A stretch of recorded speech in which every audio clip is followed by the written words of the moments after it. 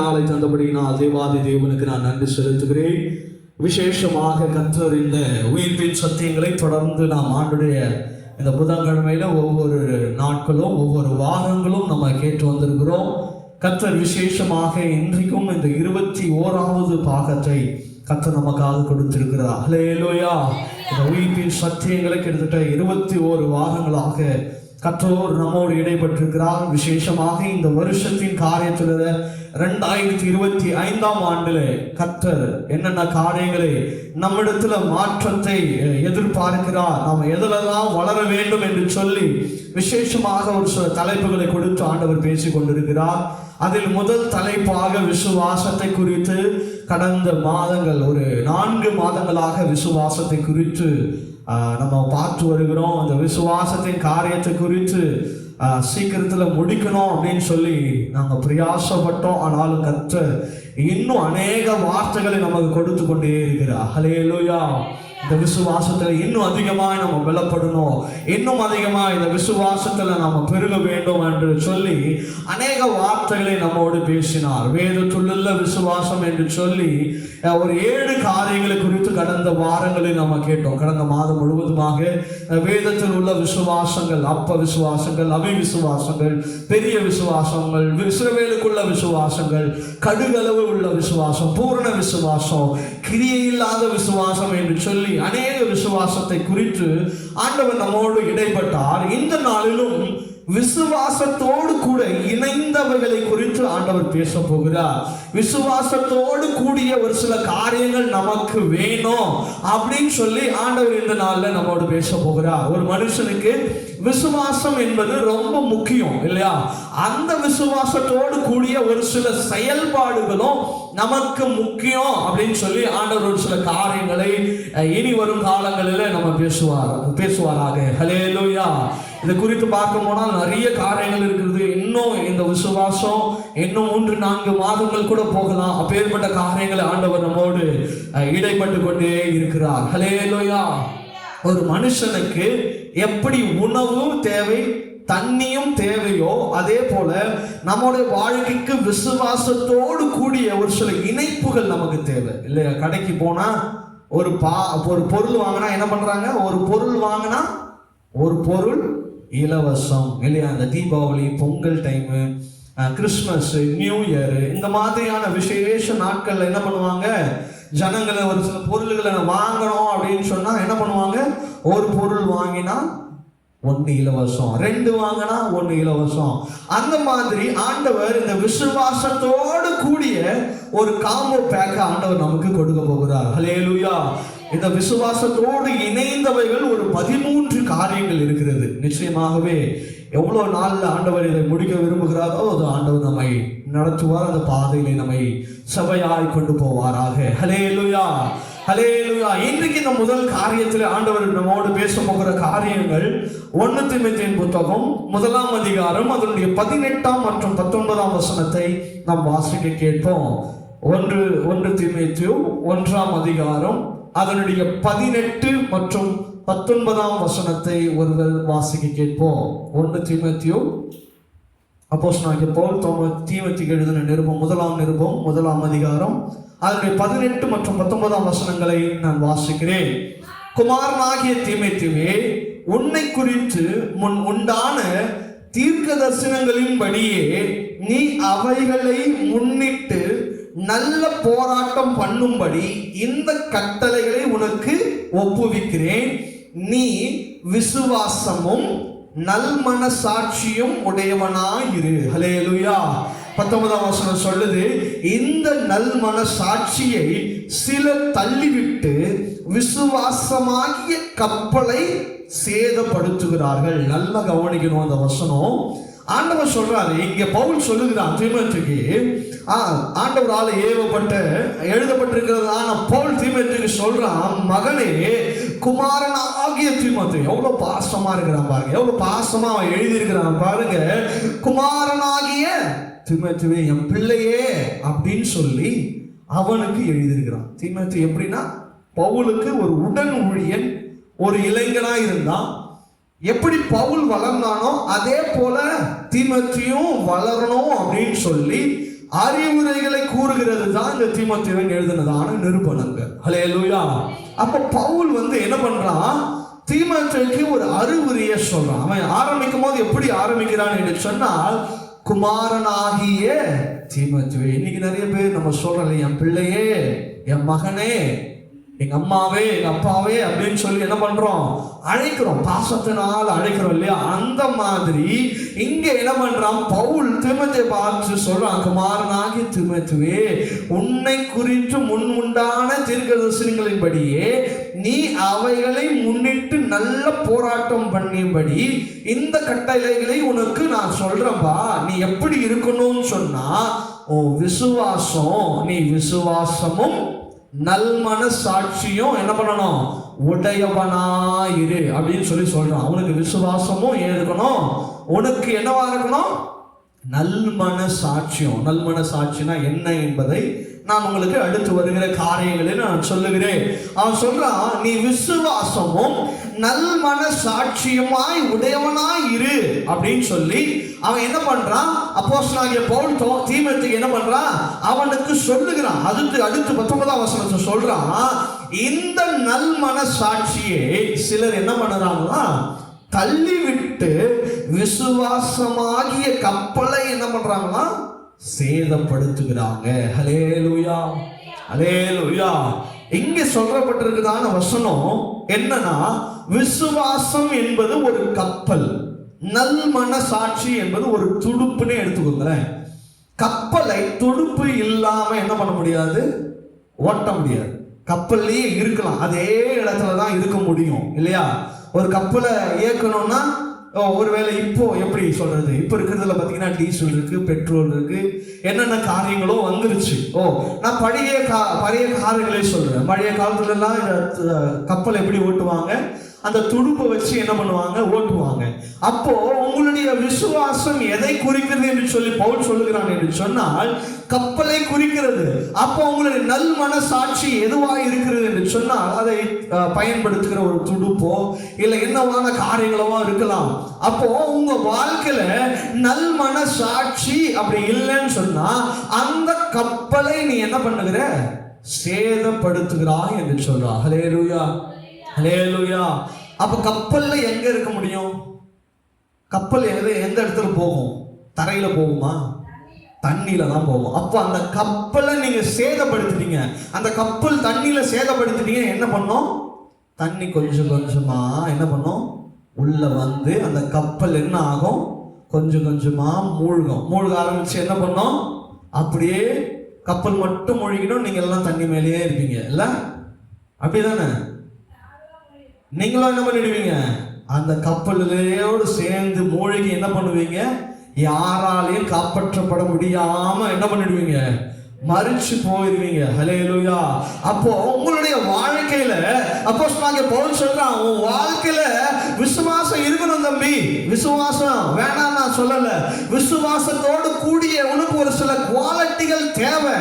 உனக்கு விசுவாசம் மாத்திரம் என்ன போதாது, விசுவாசத்தோடு கூடிய நல்மன சாட்சி இல்லையா? நமக்கு மனசாட்சி எல்லாம் பேசுறியப்பா இல்லை, கேட்குறோம் இல்லையா? பல நேரத்தில் கேட்கலாம், மனசாட்சியே இல்லாமல் பேசுறீங்களே, மனசாட்சி இல்லாமல் செய்கிறீங்களே அப்படின்னு சொல்றீங்களா?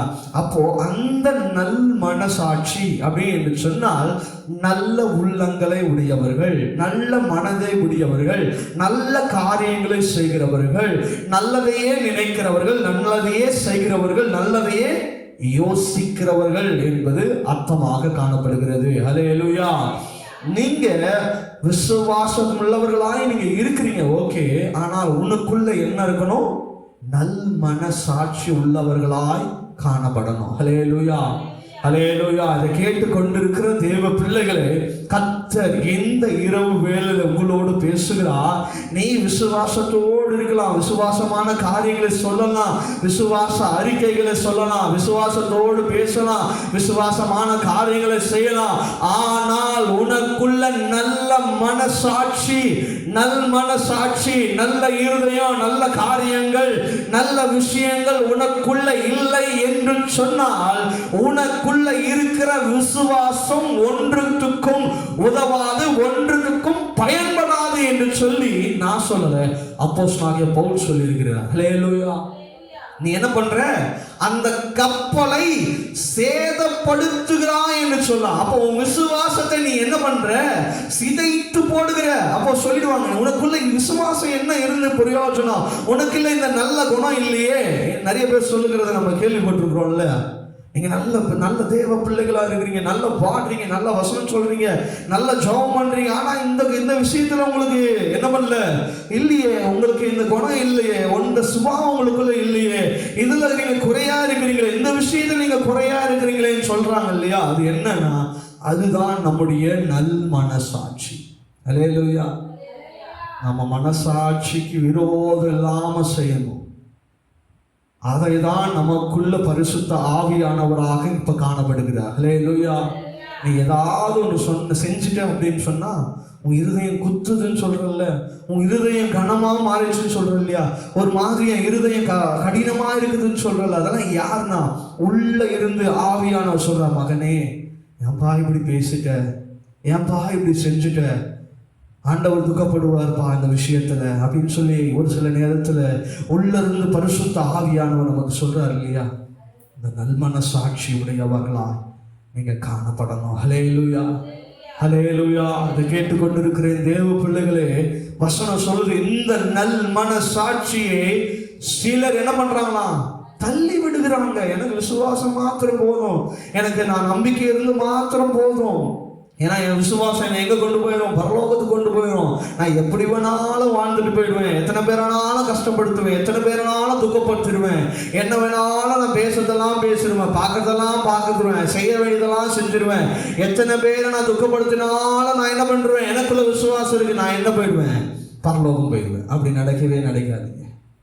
அப்பேற்பட்ட காரியங்கள் ஒருபோதும் நமக்கு நடைபெறாது இல்லையா?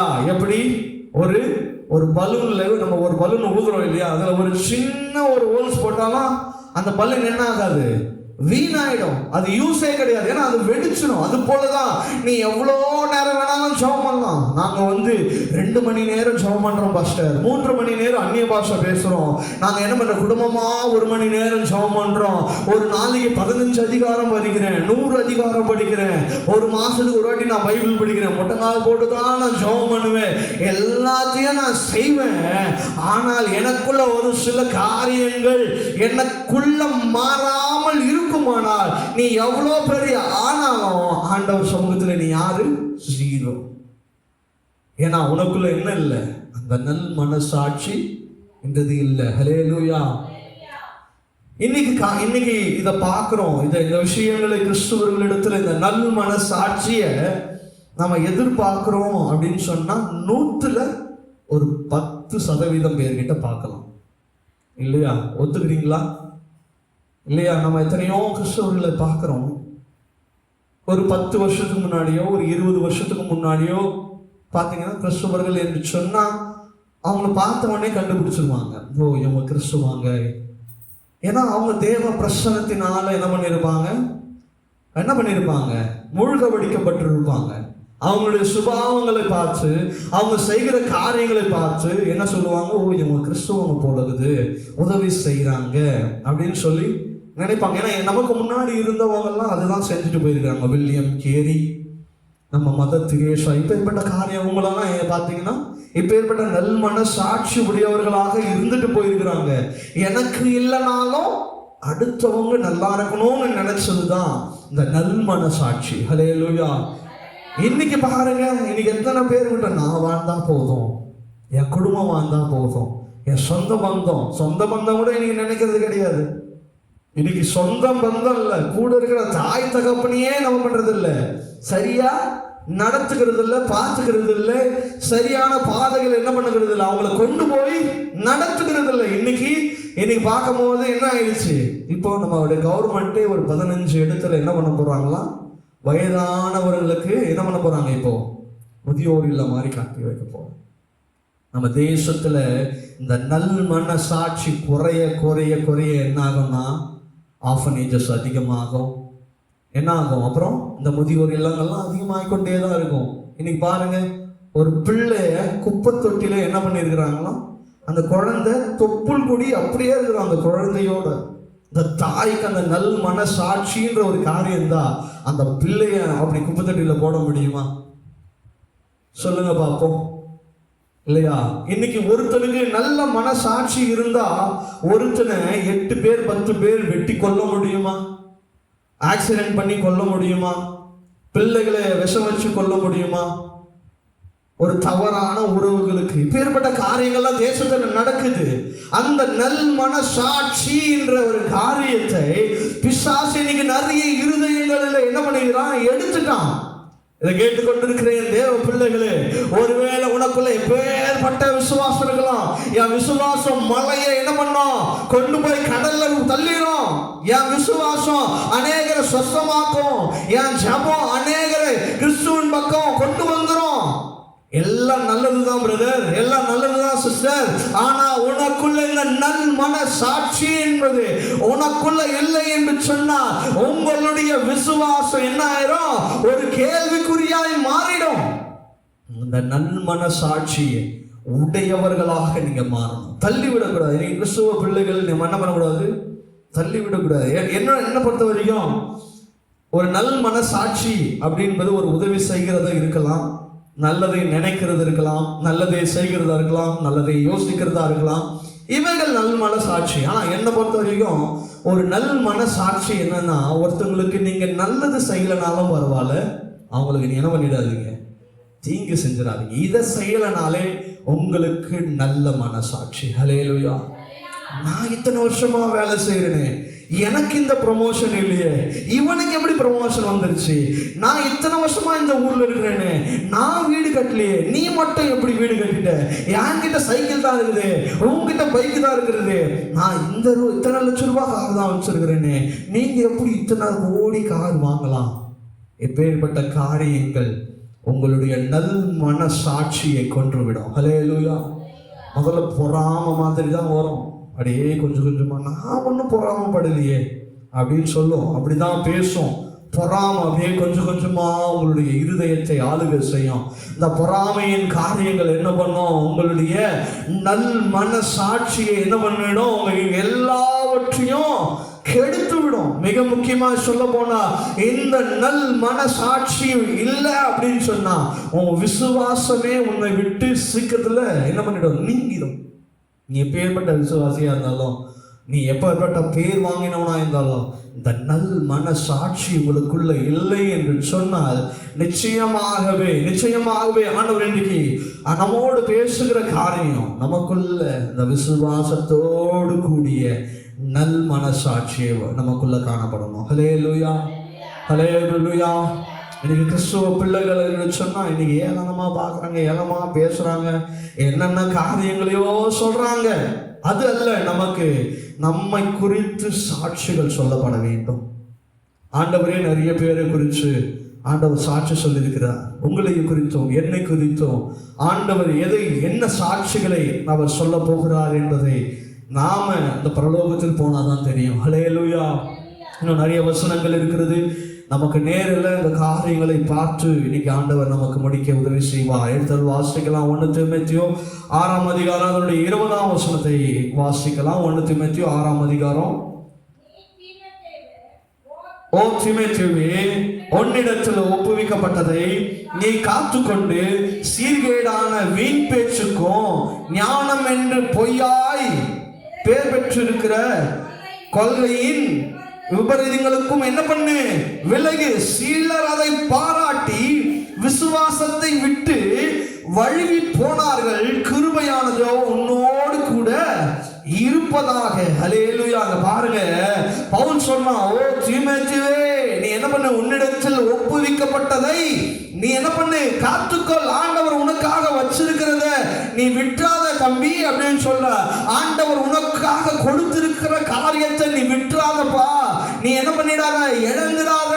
இன்னைக்கு நிறைய பேர் இழந்து கொண்டு இருக்கிறாங்க. ஓ தீமோத்தேயுவே, இப்பேற்பட்ட காரியத்தை நீ என்ன பண்ணிடாத? இழந்து போயிடாத. அவன் சொல்றான், சீர்கேடான என்னது? சீர்கேடான வீண் பேச்சுக்கள். எப்பேற்பட்ட பேச்சுக்கள்? சீர்கேடான வீண் பேச்சுக்கள் நமக்குள்ள இருக்கக்கூடாது. பேசுறதுல நீ நல்மன சாட்சியா இருக்கணும்னு சொல்றாரு. இல்லையா? நீ பேசுகிற வார்த்தைகளில் நீ எப்பேற்பட்டவனா இருக்கணும்னு சொல்லியிருக்கிற. இன்னைக்கு இந்த வாரம் ஞாயிற்றுக்கிழமை ஆராதனையில கூட ஆண்டவர் சொல்லப்பட்டதான கண்ணியிலிருந்து தப்பிக்க வேண்டிய விஷயங்களில் கடைசி வார்த்தை என்ன சொன்னார்? உன் வார்த்தையில நீங்க ஜாக்கிரதையா இருங்க என்று சொல்லி ஆண்டவர் பேசினார். இன்றைக்கும் இப்படிதான் சொல்றார், நீ நல் மன சாட்சி உள்ளவனா இருக்க வேண்டும் என்று சொன்னார்.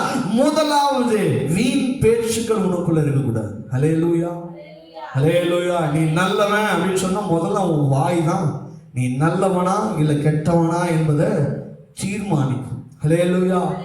இங்க அததான் சொல்றார் பவுல். இன்னும் அருமையாய் சொல்றார், என்ன வீண் பேச்சு, சீர்கேடா உன்னை சீர்படுத்த போகிறது இல்லை. நீ பேரெல்லாம பேசுகிற காரியம், ஒருவேளை நீ பேசுகிற வார்த்தை உன்னை உயர்த்துமானால், உன்னை நன்மையான பாதையில கொண்டு போகுமானால் அந்த வார்த்தையை பேசு. அப்பேற்பட்ட வார்த்தை இந்த உலகத்தில் ஒண்ணுமே இல்லை. அப்படி ஒரு வார்த்தை இருக்கிறது என்று சொன்னா அது தேவனுடைய வார்த்தை என்பதுல எந்த மாற்ற கருத்தும் இன்றைக்கு இல்லை. உன் வாழ்க்கையில இயேசுவினுடைய வார்த்தையை தவிர நம்மை சீர்படுத்துகிற எந்த வார்த்தையும் இல்லை என்பது நான் ஆணித்தரமாக இந்த நாளிலே உங்களுக்கு நான் சொல்ல முடியும். ஹல்லேலூயா. ஆண்டவர் சொல்றார், உனக்கு வீணான என்ன பண்ணக்கூடாது, சீர்கேடான வீண் பேச்சுக்கணும். ஞானம் என்று பொய்யாய் பேர் பெற்றிருக்கிற, நல்லா கவனிச்சுக்கோங்க, எப்படி ஞானம் என்று பொய்யாய் பேர் பெற்றிருக்கிற கொள்கையின் விபரீதங்களுக்கும் விலகு. இன்னைக்கு நல்லா கேளுங்க. இன்னைக்கு நிறைய பேர் வந்துட்டாங்க. ஆண்டுடைய வார்த்தையை சொல்றேன்னு சொல்லிட்டு ஒரு சில வார்த்தைகளெல்லாம் நான் கேட்கும் பொழுது நிச்சயமாகவே ரொம்பவே கஷ்டப்படுகிறேன். அப்பேற்பட்ட வார்த்தைகளை ஒரு சில ஊழியக்காரங்க பேசுகிறாங்க. அவங்க தெரிந்து பேசுறாங்களா இல்ல தெரியாம பேசுறாங்களான்னு தெரியல. ஆண்டவர் சொல்றாரு, இன்னைக்கு என் தேவ ஜனமே, நீ ஞானம் என்று பொய்யாய் பேர் பெற்றிருக்கிற கொள்கையின் ஒரு சில வார்த்தைகளுக்கு நீங்க என்ன பண்ணுங்க, உன்னை அப்படியே வஞ்சனையாய் பேசுற மாதிரி, உன்னை நீ அவன் நல்லவன் மாதிரி காட்டுகிறதுக்கும், நான் தான் ஞானவான் அப்படின்னு சொல்லி நீ நம்பி இருப்பவர்னு சொன்ன, இந்த உபதேசம் நல்லா பேசுறாங்களே, இவங்க நல்லாதான் இருப்பாங்க பொழுது, இந்த உபதேசத்துல நான் நடந்தனா என்னை நாணம் அடைஞ்சிடும் பொழுது அப்படின்னு சொல்லி நீ நினைச்சிட்டு இருப்ப. ஆனால் இங்க வசனம் சொல்லுது, ஞானம் என்று பொய்யாய் பேர் பெற்றிருக்கிற கொள்கைகளுக்கு நீங்க விலகி இருக்கணுமா, அவங்களுக்கு உபதேசங்களுக்கு நீங்க விலகி இருக்கணும் சொல்லி வசனம் சொல்லி இருக்கிறது. இன்னைக்கு இவங்க கிட்ட போனா நல்ல வார்த்தைகளை சொல்றாங்க, இவங்க கிட்ட போனா மட்டும்தான் எனக்கு நல்ல வார்த்தை வரும்னு சொல்லி நீங்க என்ன பண்ணி கொண்டு இருக்கிறாங்க. இன்னைக்கு தேவனுடைய பிள்ளைகள் ஆண்டோடைய வார்த்தை எப்படி நினைச்சிட்டு இருக்காங்க தெரியுமா, ஒரு கிளி ஜோசியம் மாதிரி ஆயிடுச்சு. எப்படி ஆண்டோடைய வார்த்தை என்ன ஆயிடுச்சு, கிளி ஜோசியம். அவங்க என்ன பண்ணுவாங்க, நீங்க ஏந்திருங்கப்பா உங்களுக்கு ஆண்டவர் சொல்றாரு, அதாவது அவன் நம்பிடுவான் இல்லையா. அவன் என்ன பண்ணிடுவான், நம்பிடுவான். என்னப்பா என்னத்தை பற்றி சொல்றாங்க, ஓகே. அவங்க உண்மையாகவே சொன்னாலும் ஆண்டோடைய சமூகத்தில் உட்காந்து ஜெபம் பண்ணுங்க. ஏன் அந்த மனுஷன் மூலமா பேசுறாருன்னு சொன்னா, ஏன் அதே ஆண்டவர் உங்ககிட்ட பேச மாட்டாரு? நானே அதே போல நான் உங்களுக்கு இந்த மாதிரி சொன்னேன் அப்படின்னு சொன்னா நீங்க எச்சரிக்கையா இருக்கணும். என்னை பத்தியே நீங்க எச்சரிக்கையா இருக்கணும். நான் பேசுகிற வார்த்தைகள் எச்சரிக்கையா இருக்கணும். நான் சொல்லப்படுகிற வார்த்தைகள் சத்திய வசனத்தில் எழுதப்படாத வார்த்தையா இருந்தால் நீங்க எச்சரிக்கையா இருங்க. என் வார்த்தையிலையா இருந்தாலும் சரி, நீங்க எச்சரிக்கையா இருக்கணும் தான் நான் உங்களுக்கு சொல்லுகிறேன். அப்போ நான் சத்தியம் இல்லாத வார்த்தைகளை ஒருவேளை பேசுவேனா, நீங்கள் அந்த வார்த்தைக்கு எச்சரிக்கையுள்ளவர்களா இருங்கள் என்று சொல்லி அப்போஸ்தலனாகிய பவுல் சொல்லுகிறார். ஹல்லேலூயா. இன்னைக்கு நானே பேசினாலும் இங்க உட்காந்து ஏதாவது வேதத்தில் இல்லாத நான் புரட்டுகிறத மாதிரி பேசினாலும் நீங்க எச்சரிக்கையா இருக்கணும். நீங்க வந்து தைரியமா சொல்லலாம், நீங்க வேதத்தில் இல்லாத பேசுறீங்களே, வேதத்தில் இல்லாத சொல்றீங்களேன்னு சொல்லி தைரியமா நீங்க சொல்லலாம். இன்னைக்கு நிறைய சபைகள்ல இப்பேற்பட்ட காரியங்களை, ஐயோ ஊழியக்காரங்க எப்படின்னு சொல்றதுங்க, ஐயோ அவங்க தப்பே பண்ணாலும் நாங்க எப்படிங்க சொல்றது, இன்னைக்கு இந்த மாதிரி விடுறதுனாலதான் இன்னைக்கு நிறைய தவறான காரியங்கள், இன்னைக்கு தவறான உபதேசங்கள் தேசத்துல பழகி கொண்டிருக்கிறது. இன்னைக்கு தேசத்துல அநேக வார்த்தைகள் என்ன பண்ணி கொண்டிருக்கிறது, புழக்கத்துல வந்துருச்சு. ஊழியக்காரன் பேசுறாரு, நான் கேட்ட வார்த்தைகள், நீ விபச்சாரம் பண்ணாலும் சபைக்கு வா, ஆண்டவர் என்ன பண்ணுவாரு, உன்னை ஆசீர்வதிப்பார் என்று. நீ குடிச்சிட்டு சபைக்கு வரலாம்பா, அதெல்லாம் ஒன்றும் தப்பு இல்லை அப்படின்னு சொல்லி பேசுற. நீங்க வேணா தனிப்பட்ட முறையில் என்கிட்ட வந்து வேணா நீங்க அதை என்கிட்ட கேளுங்க, நான் அந்த வீடியோ உங்களுக்கு காட்டுறேன். இப்பேற்பட்ட காரியங்கள் தேசத்துல மிக முக்கியமாய் சபையில நடந்து கொண்டிருக்கிறது. இப்பேற்பட்ட உபதேசங்களுக்கு நீங்க விலகுங்க. இப்பேற்பட்ட ஜீவியத்துல வாழ்கிறவங்களுக்கு உபதேசங்களுக்கு என்ன பண்ணுங்க, நீங்க பாதுகாத்துக் கொள்ளுங்க, உங்களுடைய ஆத்மாவை பாதுகாத்துக் கொள்ளுங்க. அததான் சொல்றாரு, ஓ தீமோத்தேயுவே, இப்பேற்பட்ட காரியங்களுக்கு உன்னை நீ என்ன பண்ணு, இப்பேற்பட்ட கொள்கைகளுக்கு உன்னை விட்டு விலகிக்கோ. உனக்கு ஆத்மாக்கு சத்தியத்துல ஒத்து போகாத வார்த்தை பேசுறான்னா அங்க இருக்காது, அங்கிருந்து போயிருன்னு சொல்றாரு. அல்லேலூயா, அல்லேலூயா. இன்னைக்கு நிறைய பேர் இந்த சபையில விட்டு போறதுக்கு காரணம் சத்திய வசனம் சத்தியமா இல்லாததுன்னா. இன்னைக்கு நிறைய பேர், எத்தனையோ லட்சக்கணக்கில் சபை இருந்தது, இன்னைக்கு 100 கணக்குல கூட இல்ல. ஏன் இல்ல அப்படின்னு சொன்னா, சத்திய வசமானது இன்னைக்கு சபைகளிலே ஆணித்தரமாக பேசப்படுதுல. அப்பேற்பட்ட காரியங்கள் ஒரு சில விசுவாசிகள் கண்கள் திறக்கப்பட்டிருக்குது. ஒரு சிலர் இப்பேற்பட்ட விசுவாசத்தின் காரியங்களை அவங்க என்ன பண்றாங்க, அவங்களை பாதுகாத்துக் கொள்ளுகிறாங்க. இன்னைக்கு ஒரு சில சபை என்ன வேணா எங்க பாஸ்டர் பேசிட்டோங்க, எங்களால அந்த சபையை விட்டு போக முடியாது. ஏன்னா நான் 30 வருஷமா அந்த சபையில் இருக்கிறேன், 40 வருஷமா சபையில் இருக்கிறேன், எனக்கு இந்த சபையை விட்டு போகவே முடியாதுன்னு சொன்னா, இப்பேற்பட்ட காரியங்கள் உங்களுக்குள்ள ஆனா நான் சபையை விட்டு போகணுன்றதுக்காக சொல்லல. இப்பேற்பட்ட சத்திய வசனங்களை நீ கேட்கிறதுனால உன் ஆத்துமா எப்பேற்பட்ட காரியங்களை செய்யும் என்பதை நீங்கள் ஜாக்கிரதை உள்ளவர்களாக இருக்க வேண்டும். அல்லேலூயா.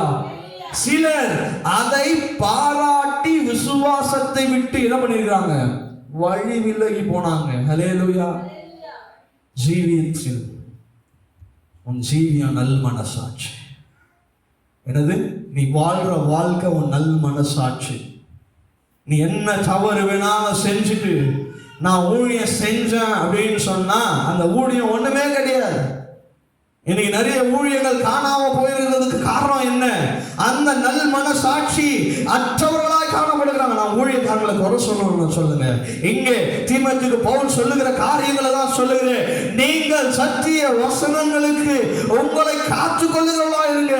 அதுதான் இங்க சொல்றார், போதனைகளுக்கு கொள்கைகளுக்கு உங்களை நீங்க என்ன பண்ணுங்க, பாதுகாத்துங்க. சிலர் அதை பாராட்டி, ஒரு சிலர் அந்த உபதேசங்களை கேட்டு நீங்க என்ன பண்ணு, என்ன வேணாலும் பேசணும் கேட்டு கேட்டு கேட்டு கேட்டு இன்னைக்கு அவனுக்குள்ள என்ன இல்லையா, விசுவாசமே இல்ல.